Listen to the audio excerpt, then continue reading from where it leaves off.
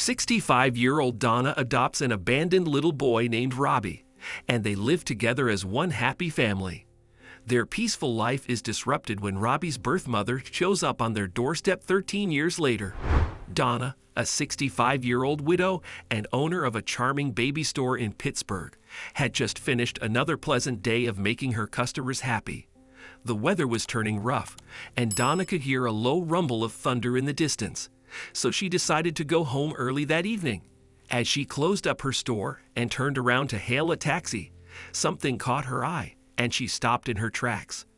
A lone toddler was wandering on the busy street with a bright red lollipop in his hand.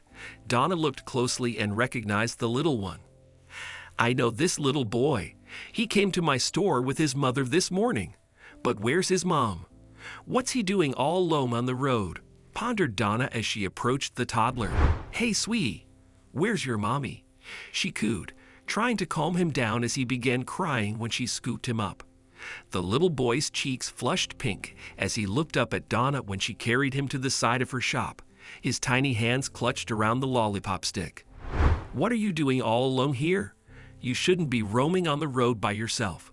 "May ma, the boy mumbled, his words barely audible.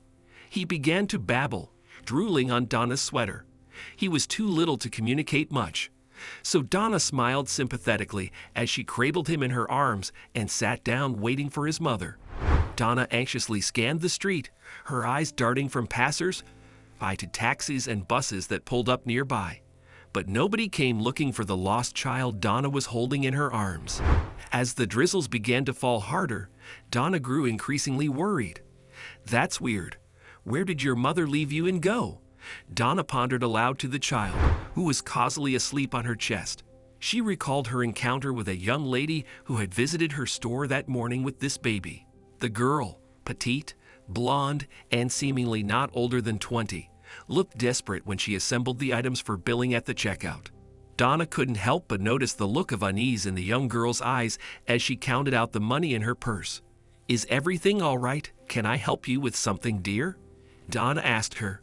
The girl looked up at Donna, her eyes filled with sorrow and tears.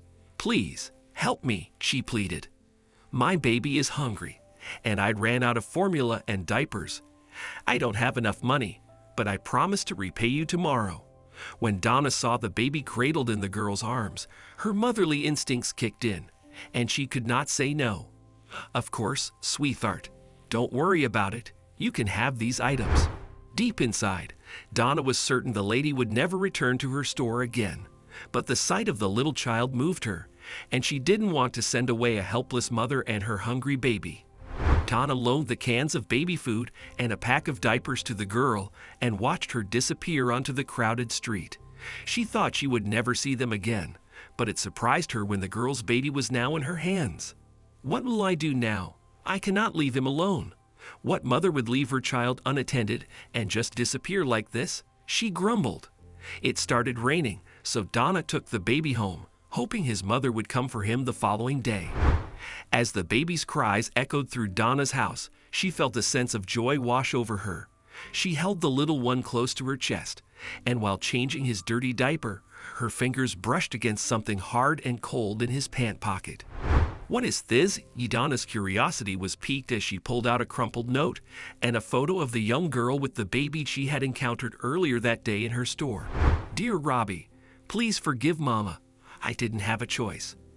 I'm the worst mother who could never give you a good life. I'm very sorry for leaving you, but please know that I love you more than anything, and I'm forced to take this decision. Wherever you are, I love you. I always will. Goodbye, honey. Love, Mama." Donna felt a lump rise in her throat as she realized that the poor little child had been abandoned by his mother. People like her don't deserve to have children. Not everyone is destined to have babies, and some heartless people like her take their blessing for granted. Donna was furious as she gently rocked baby Robbie back and forth to sleep. As the night wore on, Donna couldn't sleep. She stayed awake and watched the child peacefully asleep beside her, and it felt like his presence had filled a hollow in her life. Donna had always yearned to have a baby of her own, but life had been unkind to her. She was rendered infertile, and her husband's death, just 2 years after their wedding, left her alone and devastated. Donna accepted the fact that motherhood wasn't meant for her, but changed her mind when she found little Robbie. Donna was convinced the baby's mother would never return and couldn't bring herself to give him up. So at 65 years old, she decided to adopt baby Robbie, though she knew raising a child alone at her age wouldn't be that easy. Donna eventually got custody of the boy, and they became one happy little family. Despite the exhaustion, Donna was happy to wake up at all hours of the night to tend to her son. She spent endless hours learning how to make special baby food. She sang lullabies to soothe him to sleep and told him bedtime stories. Watching Robbie grow up was a magical experience for Donna. She cheered him up as he learned to ride his first bike and encouraged him to try harder when his grades dipped. She taught him to paint and bake, helped him overcome his fear of math, and even discussed his crushes. Donna did everything to make every moment of Robbie's life special and truly deserving. However, she could not bring herself to tell him the truth about his birth mother. As Robbie grew, Donna struggled with this thought and didn't know how to tell him that she wasn't his real mom. However, the truth unraveled itself and shattered Robbie's heart into a million pieces one day during a game of treasure hunt. Donna often treated 8-year-old Robbie with candies hidden in random spots around the house in exchange for completing his homework. What started as a fun mission spiraled into a shock for Robbie when he rummaged through a drawer in his mom's cupboard and found his birth mother's picture and the note. "Mama Donna is not my real mommy."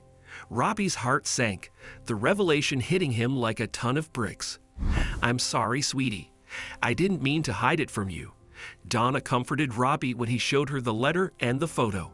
"I would never hide anything from you, and I was just waiting for the right time to tell you everything. I love you, honey. You're my life, and I was afraid of losing you.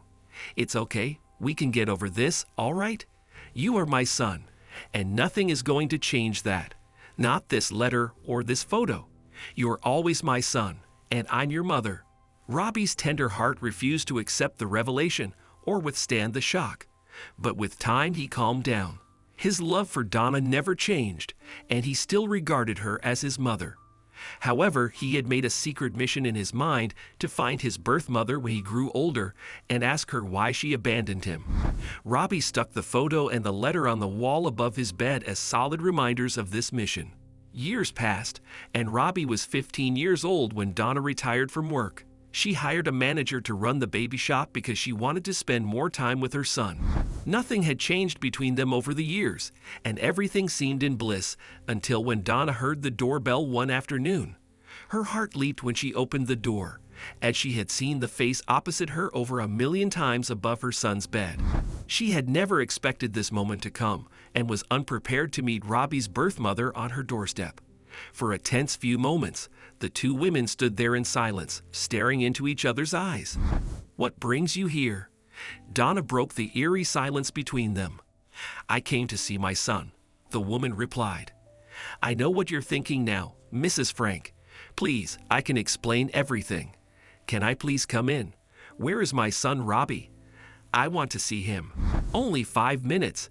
You have just 5 minutes to tell me whatever you want to tell me and leave," said Donna as she led the woman inside. "I want to see my son Robbie, Mrs. Frank. See, I know you're mad at me, but I can explain everything. I want to see my son and tell him I'm his mother. Are you out of your mind? Do you think you can abandon him on the street and come to see him whenever you want?" fumed Donna. "Robbie is not a toy. You just left him on the street. Anything could have happened to him. It was Almighty's will that I found him. Do you even know what danger you put him in by leaving him on the road like that? Look, I'm not letting you see my son, and that's it. Please, Mrs. Frank, I want to see Robbie. I know what I did was really, really wrong. I'm sorry and so grateful to you for raising my son. Please, just once. All I ask for is just one meeting, and I'll leave it to him to decide."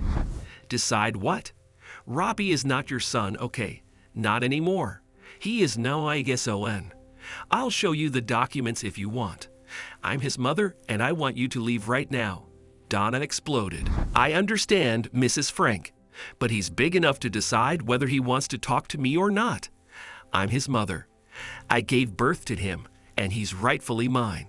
I admit I left him, but that won't change the fact that I'm his mother. Look, I just want to see him, all right? Fine. I'll talk to Robbie when he gets home.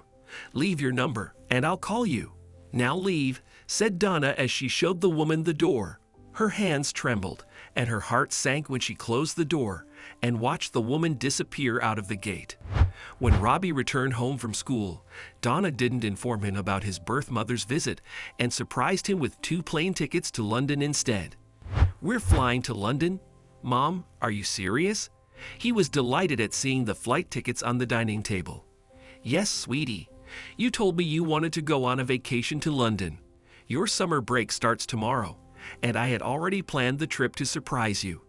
Mom, I love you so much. You're the best mom in the whole world.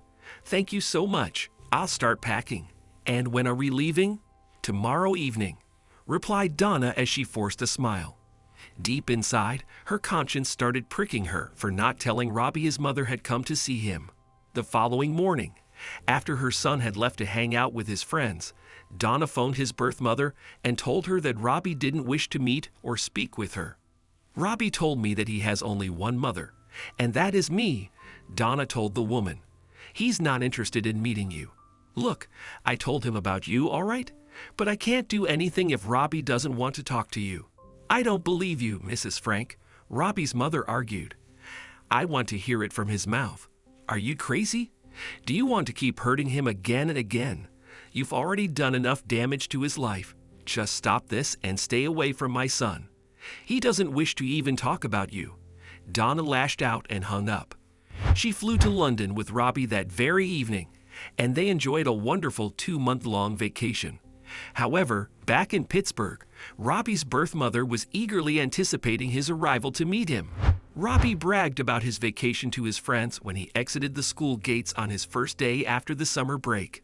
Madame Tussauds was awesome, guys. You see this pic. I met this girl at Tower Bridge. She's cute, isn't she? She texts me every day.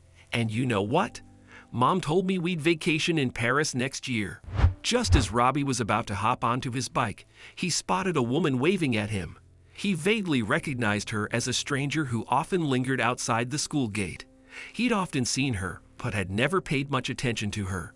However, as the lady drew closer, Robbie froze in place, unable to look away from her face. Suddenly, he realized where he had seen that face before. Hi, Robbie. How are you, my dear? She greeted him warmly. I'm your mother. My mother? Robbie gasped, stunned to realize the woman standing before him was the same person in the picture that adorned his bedroom wall for years. Yes, sweetie. I'm Whitney, your birth mother.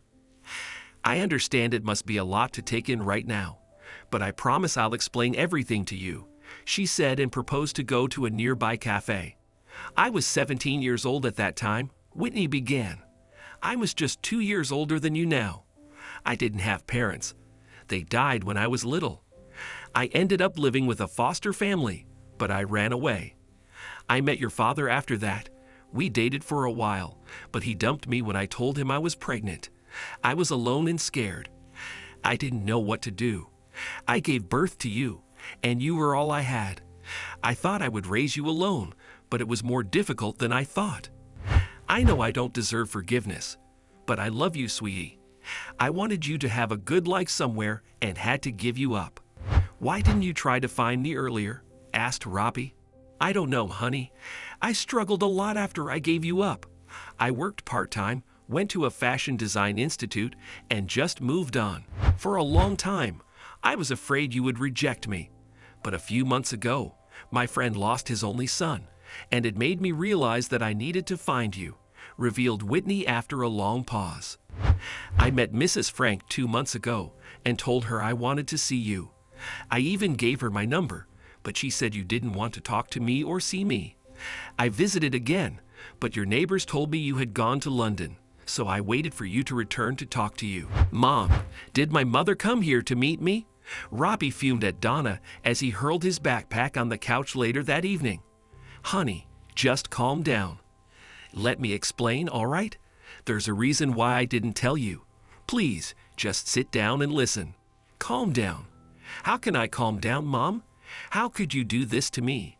How dare you hide this from me? Who gave you the right to tell my mother I didn't want to see her when you knew how desperate I was to find her all my life?" Robbie yelled at Donna. Donna's heart sank, and she stood speechless, unable to withstand Robbie's fury.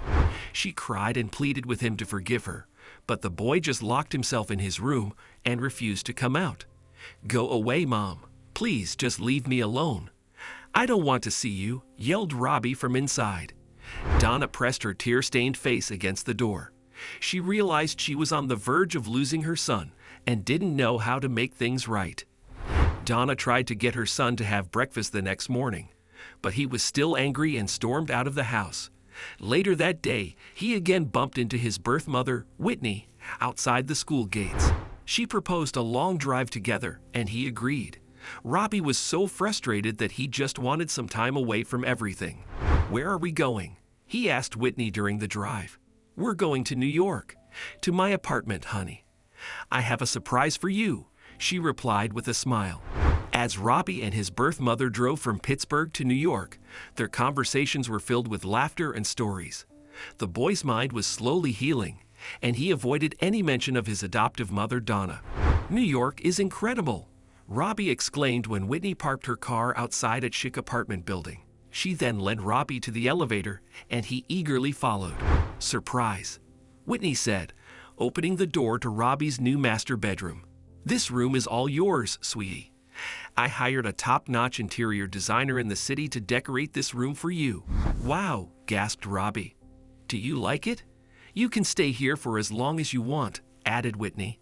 "It's wonderful," Robbie said with a huge smile as he walked into the room adorned with a personal computer, workspace, PlayStation, and bookshelves filled with books. Since Robbie loved reading, he was particularly thrilled with that detail.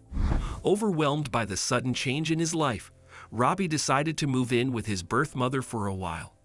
The following day, he drove back to Pittsburgh to pack his belongings and leave with her. "I'll wait for you here in the car, honey. Come quick, all right?" said Whitney as Robbie hurried to his house to bring his stuff. An hour passed, but Robbie didn't show up. What is this boy doing? Why's he delaying? Pick up, Whitney constantly called Robbie as she paced back and forth outside his house. Eventually, her patience wore out when Robbie never showed up or answered her calls. Frustrated and impatient, Whitney marched to Donna's house and barged inside to check on Robbie. When she entered Donna's bedroom, she was taken aback at seeing Robbie crying on Donna's lap. "Robbie, sweetie, what's going on?" Whitney interrupted. "We're getting late. Hurry up. Let's leave before it starts raining." "I'm sorry. I can't go with you." "I can't leave my mom," Robbie told Whitney. "You're not coming.